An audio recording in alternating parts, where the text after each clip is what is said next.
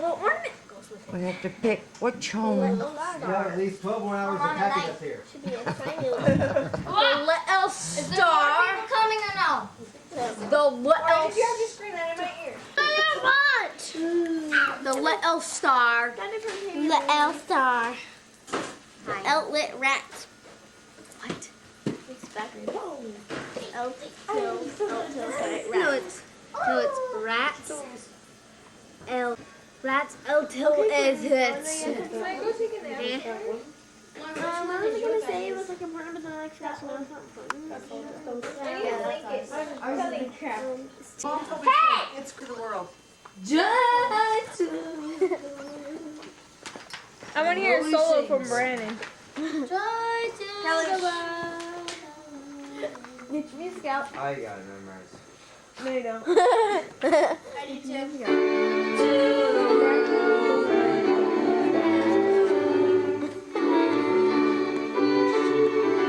You're mature. Yeah, I know.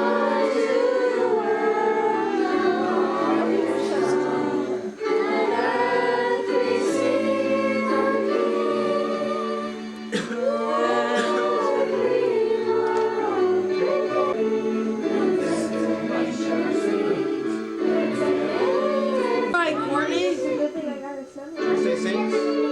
Yeah, she was saying saints.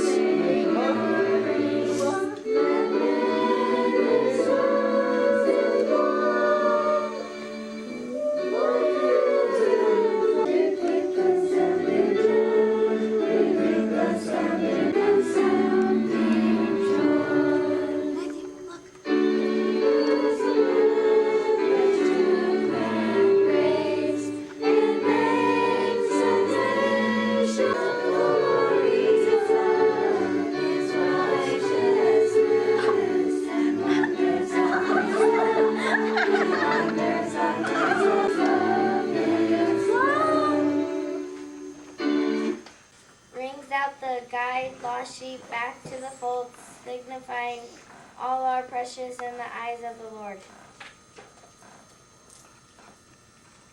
The candle, a mirror of starlight, reflecting the thanks for the star of Bethlehem.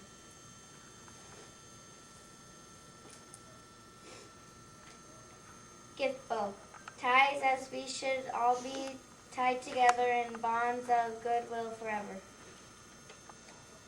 Candy cane, the shepherd's crook used to bring lambs back into the fold, a reminder that we are all our brother's keeper.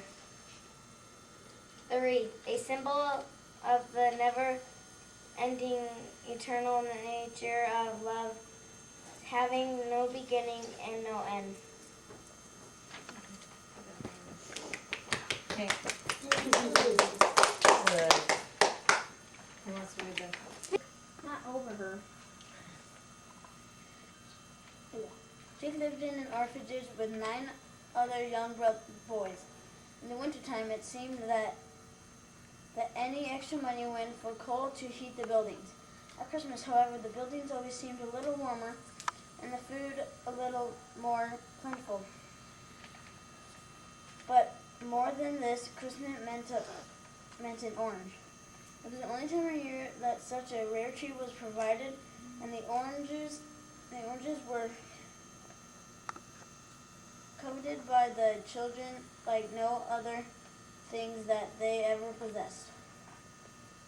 Each boy would save his orange for several days, admiring it, feeling it, loving it, and contemplating the moment he would eat it. Some would even save their orange until New Year's Day or later, just to remind them of the joy of Christmas. This particular Christmas day, Jake had broken the orphanage rules by starting a fight. The orphanage mother took Jake's orange away and as punishment for breaking the rules. Jake spent Christmas Day empty and alone. The night came and Jake could not sleep. Suddenly he sobbed because this year he would not have his orange to savor with the other boys. Later, a soft hand on Jake's shoulder startled him. It was to discover a strange-looking orange in his hand. It was an orange made from segments of 9 other oranges, 9 highly prized oranges that had to be eaten that Christmas night. Instead of saved, marrying the cherished until a later date. The boys in the orphanages demonstrated unselfish love that Christmas night. Maybe the orange reminds us all of unselfish love and the true meaning of Christmas. But one. This little star was hurt, and it began to cry because God had not given it a chance to shine like the others. But when it went to him and wondered why, God replied, "I'm not ready for you, little star. You must grow some more before I can use you." Many years went by. Then down on earth one day, God's favorite people, the Israelites, escaped from their bondage in Egypt. Their leader was a man named Moses, and he led the Hebrews between the walls of the river on toward the land of Canaan. God was very happy about this. He said, "I need 3 million stars to form a pillar of fire to lead my children to the promised land. Who will volunteer?" The little star thought, "Now's my chance to shine. I'll volunteer." But when it came to God, he shook his head and told it, "Not yet, little star. You must become brighter before I can use you." Faster and faster the years passed. All the while, the little star was growing larger and brighter. When will my time come? It wondered. On the nights when the clouds hid the other stars from earth, the little star tried to steal beneath the clouds and light the way of the travelers who were lost and could not find their path home. But each time God would stop it, saying, "I'm not ready to use you, little star. Have patience, and someday I will give you your chance." "How much am I missing?" the little star complained, as it watched the bigger stars keeping their vigil over David as he slept in the fields at night. Hello, Merry Christmas. Thank you. Bye. Bye. Mom, who is that? Grab a muscle. Okay, go ahead. "How much am I missing?" the little star complained as it watched the bigger stars keeping their vigil over David as he slept in the fields at night. "How I would love to inspire the poets to write their psalms as the other stars do." The little star sighed as centuries rolled past without a chance for it to shine, but all the while it was growing larger and brighter. Then one day God called to it, "Little star, the time has come. I am ready to use you." The little star began to twinkle with anticipation. What did God have in store for it? As it beamed with satisfaction, God took the little star in his hand and placed it in the sky. "Now shine, little star," God said, and shine it did. While the little star was shining, it noticed that 3 wise men were looking at it with exceeding joy, as if it held the answer to some question in their minds. Strange to say, the little star felt that it must lead them somewhere. It began to move, and wherever it went, the wise men followed. As it glided across the sky, the little star noticed it was headed for a town that lay in the distance. The closer it came to the village, the brighter it beamed. When it reached the edge of the town, the little star burst forth into a radiance which was much more beautiful than any other star had ever possessed. Suddenly it stopped, directly over a stable, and as it hovered there, the 3 wise men stepped down from their camels, and they hurried into the stable. "What are they looking for?" the little star pondered. From the heavens it heard God's reply, "This is my beloved Son, in whom I am well pleased." Suddenly a wonderful peace came over the little star. It knew that soon God would call it out of the sky, for its task was done. But it was happy. It had served its purpose, and it was ready to give way to a greater light, a light which was the life of men. The children of men, and shall dwell in the tabernacle of clay, and shall go forth amongst men, working mighty miracles, such as healing the sick, raising the dead, causing the lame to walk, the blind to receive their strength, their sight, and the deaf to hear, and curing all manner of diseases. And this taxing was first made when Cyrenius was governor of Syria. And all went to be taxed, every one into his own city. And Joseph also went up from Galilee out of the city of Nazareth into Judea unto the city of David, which is called Bethlehem, because he was of the house and lineage of David, to be taxed with Mary, his espoused wife, being great with child. And so it was that while they were there, the days were accomplished that she should be delivered. Okay, now we're gonna sing. Swaddling clothes, and laid him in a manger, because there was no room for them in the inn. Okay, now we're gonna sing Away in a Manger. Matthew likes to sing, guys. Sing out loud, because I can't hear your voices. He's doing really good. I will capture your murmuring. I can hear it, so sing aloud. Same country, shepherds abiding in the field, keeping watch over their flock by night.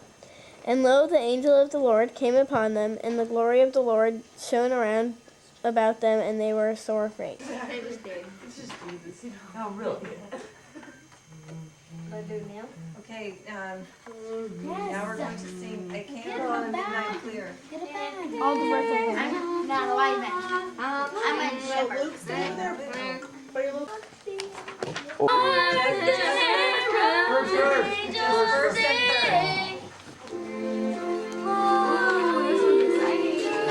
Introduction.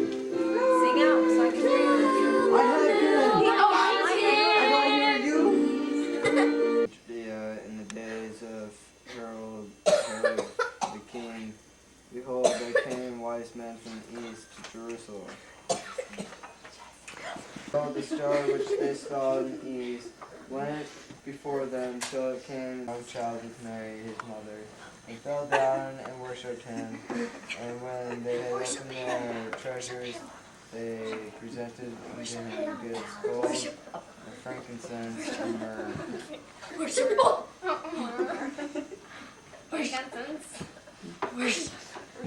Lauren, you're not a You king. do the worship. Oh, sorry. Thank you. You're not a king either. That's the baby. It's just a doll.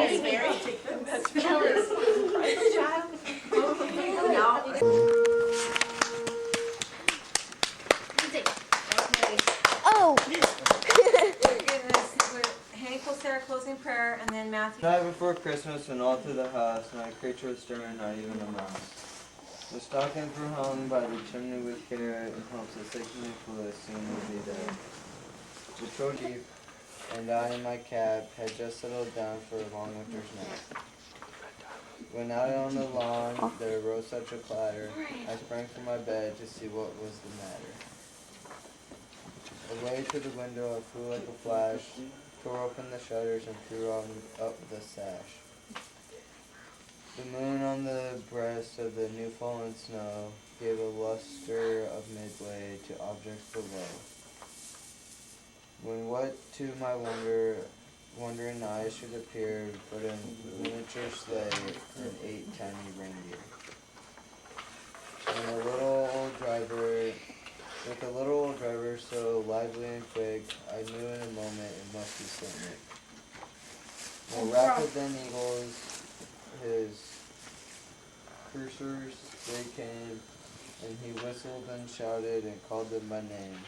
Now Dasher, now Dancer, now Prancer and Vixen, on Comet, on Cupid, on Donner and Blitzen. To the top of the porch, to the top of the wall, now dash away all. As dry leaves before the wild hurricane fly, when they met with an obstacle not to the sky. So up to the housetop the coursers they flew, with sleigh full of toys and St. Nicholas too. And then in a twinkling I heard on the roof the prancing and pawing of each little hoof. As I drew in my head and was turning around, down the chimney St. Nicholas came with a bound. He was dressed all in fur from his head to his foot, and his clothes were all tarnished with ashen soot. A bundle of toys he had flung on his back, and he looked like a peddler just opening his pack. His eyes, how they twinkled, his dimples, how merry. His cheeks were like roses, his nose like a cherry. His droll little mouth, his draw up like a bow, and the beard on his chin was as white as the snow. The stump of a pipe he held tight in his teeth, and the smoke it encircled his head like a wreath. He had a broad face and a little round belly that shook when he laughed like a bowl full of jelly. He was chubby and plump, a right jolly old elf, and I laughed when I saw him in spite of myself. A wink of his eye and a twist of his head soon gave me to know I had nothing to dread. He spoke not a word, but went straight to his work and filled all the stockings, then turned with a jerk, and laying his finger aside of his nose, giving a nod up the chimney he rose. He sprang to his sled, to his team gave a whistle, and away they all flew like the down of a thistle. But I heard him exclaim as he drove out of sight, "Merry Christmas to all, and to all a good night." All right. Was the night before Christmas in the desert, you know, way out in the west where the tall cactus grow. The stockings were hung near the wood-burning stove, where fragrant mesquite embers shimmered and glowed. Such magical shadows were cast on the wall as Hank and Sally dozed to the cricket's soft call. When all of a sudden there rose such a roar, they sprang from their bunks and ran to the door. What is it, they wondered, with eyes open wide? Is it a bobcat or a coyote with cactus in its hide? The old-timers say there are ghosts in the mountains. Could it be old Geronimo out there a-hoopin' and a-hollerin'? Let's go back inside, said Sally with a shiver. It was then that they spotted the long-awaited figure. He had come in a pickup all laden with toys and a list that he carried of good girls and boys. He stood in the dry wash all covered with dust, wearing Levi's and boots and a look you could trust. And there right beside him, wonders of wonders, stood 8 out of breath but hardy road runners. He looked at them fondly and called them by name, that kindly old gent of Santa Claus fame. Now Julia and Choya, Dusty and Streaker, Pepita and Rita, Chico and Treaker, you've come many a mile through this star-spangled night. Now my little comprieros, I don't know how to say that in Spanish, you've been a real delight. He set to work at once with a twinkle in his eye, and he whistled a tune as he strolled right on by. He filled up the stockings with bright, wondrous toys, with oranges and candy and other Christmas joys. And then, just quickly as he'd come out of the night, he jumped into his pickup and drove out of sight. They heard his voice echoing throughout the foothills, "Merry Christmas, mi amigos." And then the desert grew still. Adios. Going Treaker, Dusty. Treaker and Streaker. I should have put like Jose and Pablo. Pedro. It's engaged to Mary, did you know? Do you want to see that? What's that? Mary, did you know that your baby Come boy? over here, we'll do it. Oh, Mary. I'm first. Oh, we're gonna do some. Ready? Ready? Emily.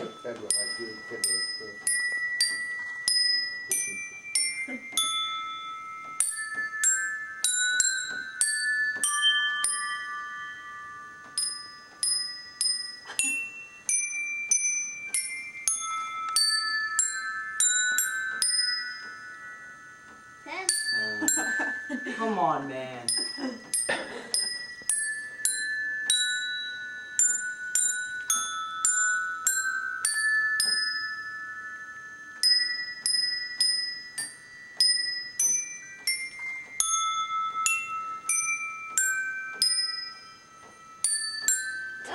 Nice! Those 10. Stay sharp. Okay, let's, Next song? do you want to do it again? Yeah.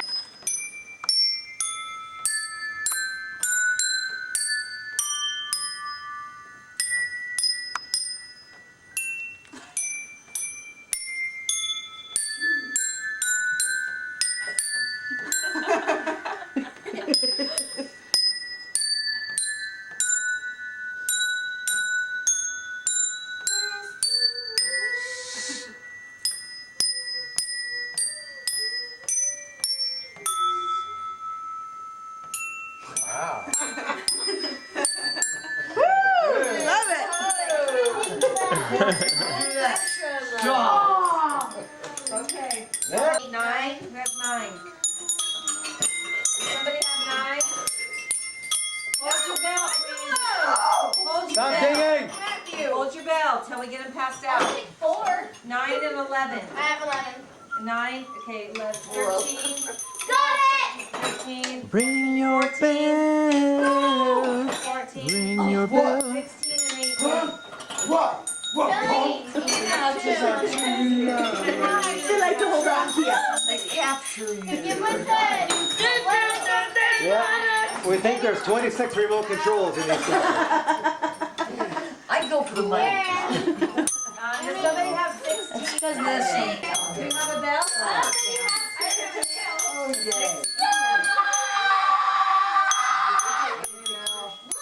Hey, hold your bell. Hold your bell. Hold your bell.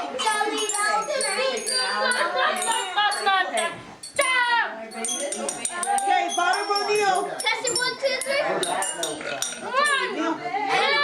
And a drop. 5.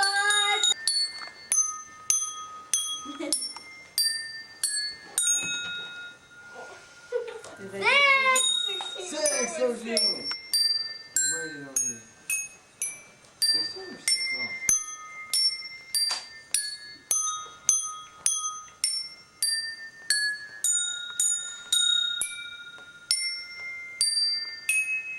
Someone's got the wrong bell.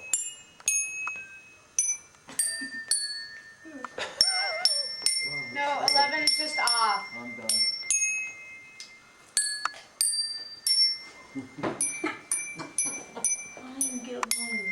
Yeah, me either. So shut up. More like 7 times. Matthew, I only hit once.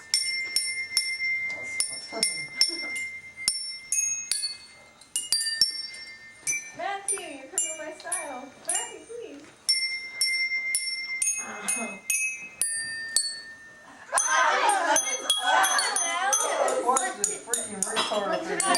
She's coming tomorrow. Catch. You want to do Winnie in the Manger? Okay, get the bell. Hearts. Probably had government grants. Yes, we gave them American freedoms. Only they could afford. Still. I need to call when you're supposed to go. You just need to take your welder and add a little mass to it. We were best on that. Don't sharpen it up a little, right? Make it bigger? Too flat. We shaved about That a would be boring. 16 Oh, you could do that with your welder too, probably. grinder.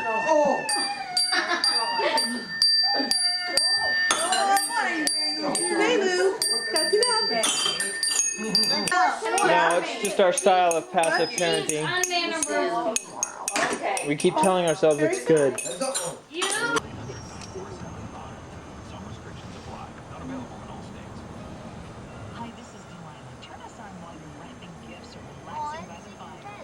This is very nice. What's that? What is it?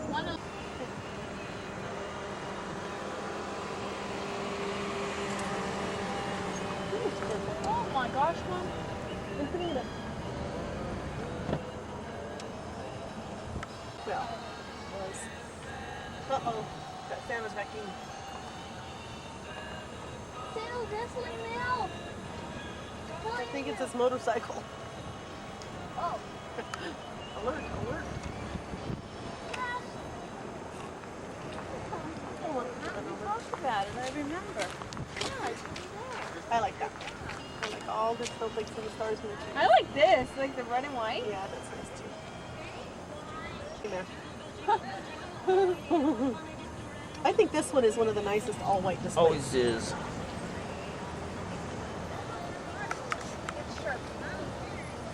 Please change it.